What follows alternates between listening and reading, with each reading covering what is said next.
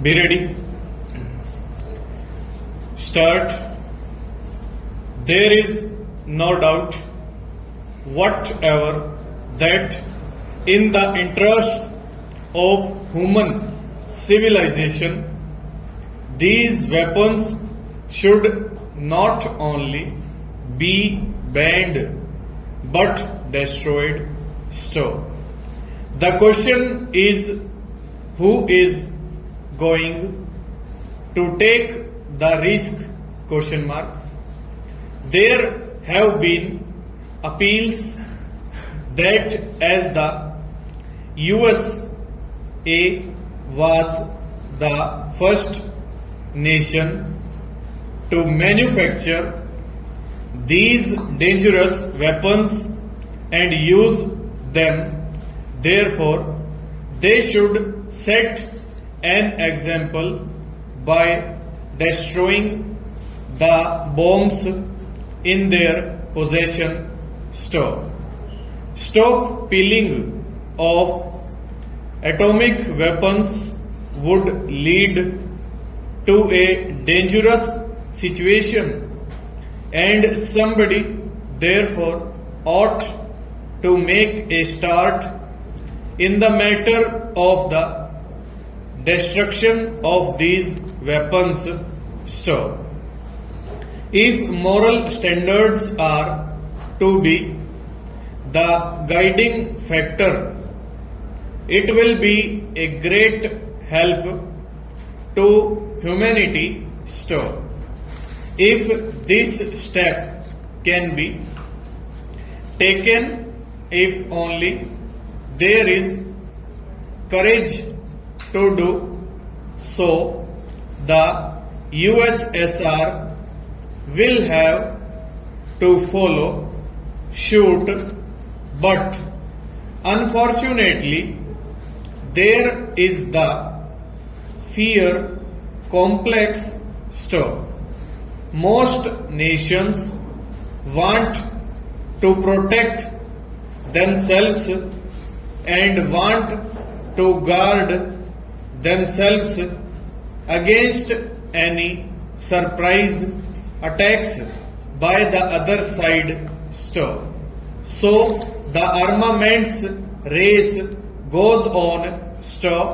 They forget that this mentality will eventually lead to war. They think that negotiations can take place only when one can speak from strength, but they forget that two can play at this game. So long as this view is held, the armament race will go on, and tension must certainly increase. The conference, which meets in London in a few days' time on disarmament, I hope will find a solution. The complete banning of nuclear weapons must be the first step that any conference should strive at, and I hope that under proper international supervision this step will be taken.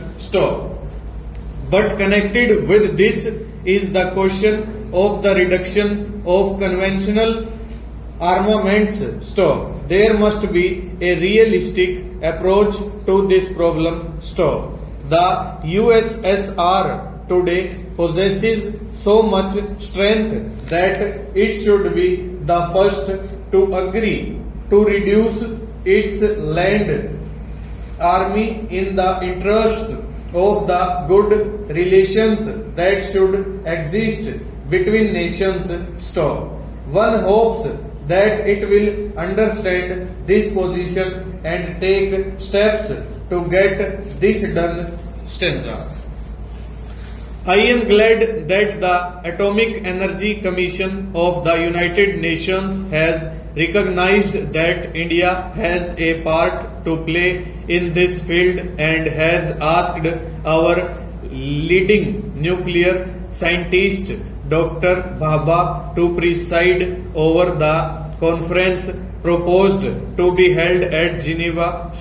The USSR has promised to show how she has been able to set up a nuclear plant producing electric power, but great steps have been taken in this connection also in the UK, and the recent report on atomic power placed as a white paper before the House of Commons shows that by about 1980 there will be about 12 to 13 stations working in various parts of that country to produce electricity and power for peaceful purposes. So, this is a great step and our country will benefit